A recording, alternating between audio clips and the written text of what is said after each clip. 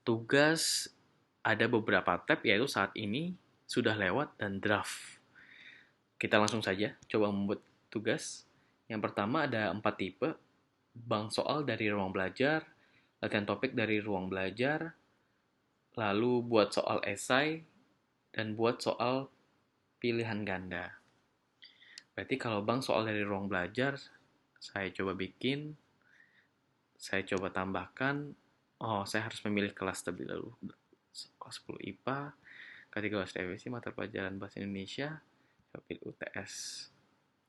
Oke, sama seperti materi, di sini saya bisa preview, teman-teman. Kita bisa preview untuk meyakinkan bahwa soalnya ini udah sesuai belum sama yang kita mau. Dan langsung kelihatan jawabannya dan pembahasannya. Saya coba pilih. Di sini juga sama seperti tadi, harus memilih topik. Tadi saya udah membuat topik baru, cara penggunaan ruang kelas.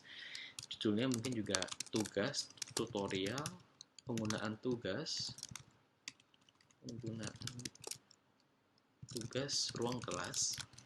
Di sini mungkin tutorial penggunaan kelas. Lalu berikan ke juga, saya bisa berikan ke lebih dari satu kelas.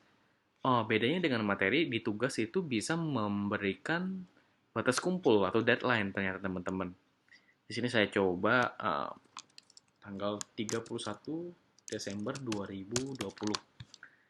Deadline-nya jam 11.59. Lalu bisa ternyata tugasnya bisa dinilai dan tidak dinilai. Oke. Sepertinya sudah, saya langsung, di sini bisa saya ubah lagi, bisa preview lagi.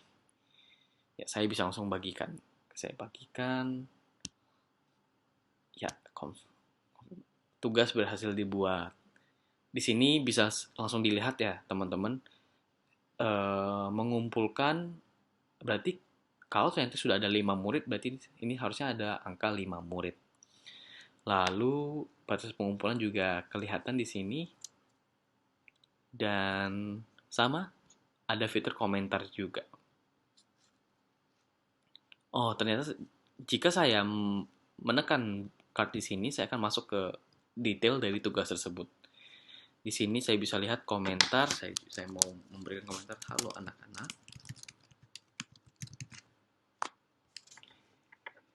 Lalu di sini ada ditugaskan, dikumpulkan, dan dinilai. Ditugaskan berarti harusnya jika ada murid, nanti bakal muncul semua di murid-murid saya bakal muncul di sini. Lalu kalau murid saya sudah mengumpulkan atau sudah mengerjakan, bakal muncul juga di sini dan dinilai. Di sini saya juga bisa melihat batas kumpulnya, dan di sini saya bisa nge-preview lagi soal-soalnya apa. Oke, lalu saya pergi ke pekerjaan siswa. Pekerjaan siswa juga sama, di sini ada ditugaskan, dikumpulkan, dan dinilai. Dan ternyata yang menarik, teman-teman, penilaian di ruang kelas itu bisa secara auto grading atau secara otomatis jika teman-teman mengambil tugas dari latihan topik maupun bank soal, dan juga buat soal pilihan ganda.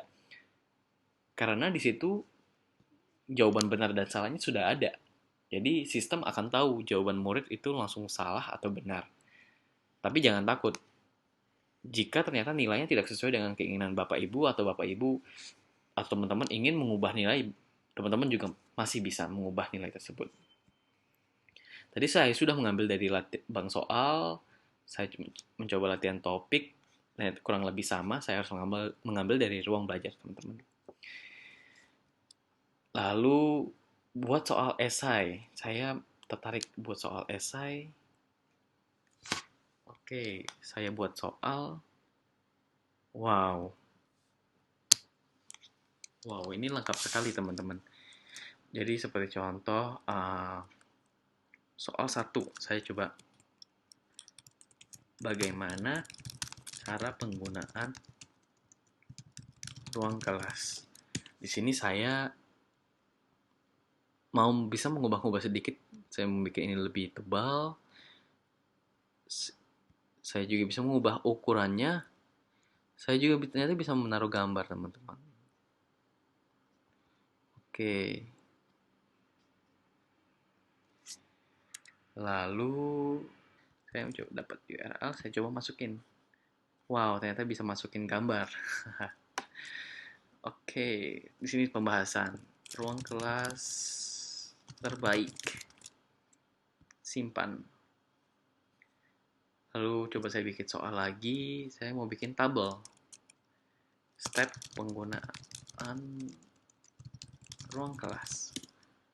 Saya mencoba tabel. Oh, di sini saya bisa memilih row column. Step pertama. Status. Oke. Ini saya juga bisa membuat sebuah pembahasannya. Ruang kelas terbaik. Oke. Saya juga bisa bikin soal lagi. Apakah ruang kelas gratis?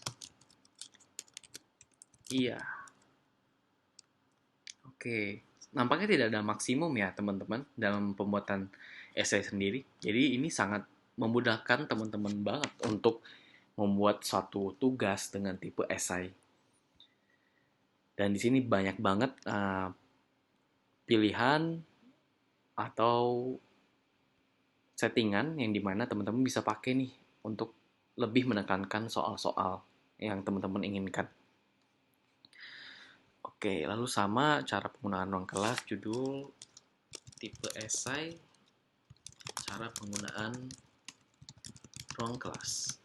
Deskripsinya juga sama. Saya di sini Bapak Ibu dan teman-teman bisa menggunakan cara step-step dalam mengerjakan tugas seperti contoh.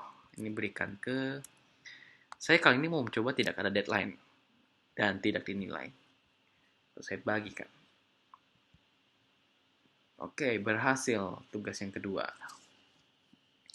Lalu tipe yang terakhir, bikin soal pilihan ganda. Wah, saya bisa bikin sendiri nih soal dengan tipe pilihan ganda, teman-teman. Oke, kurang lebih sama dengan tipe esai. Saya coba contoh cara penggunaan. Ini adalah pertanyaan. Pilih jawaban yang benar. Oke, saya membuat jawaban terlebih dahulu. Contoh jawaban 1, contoh jawaban 2. Oh, saya ternyata kita bisa menambahkan pilihan jawabannya, teman-teman. Contoh jawaban 3, contoh, wah banyak ya. Oke. Contoh jawaban 4. Jadi udah sesuai A, B, C, D. Lalu saya memilih jawaban yang benarnya apa. Ya, saya pilih C. Oke, tanda yang benar C. Pembahasan saya contoh penggunaan ruang kelas. Tambahkan. Lalu kebuat satu soal pilihan ganda. Nampaknya juga tidak ada maksimum, teman-teman. Jadi teman-teman bisa membuat 1 soal, 50 soal, 30 soal, 10 soal, itu terserah teman-teman. Lalu sama cara penggunaan ruang kelas, judul juga saya samakan, deskripsi juga saya samakan. Ini dapat disesuaikan dengan kebutuhan teman-teman sekalian. Berikan ke saya tidak ada deadline atau batas kumpul, tapi saya mau dinilai.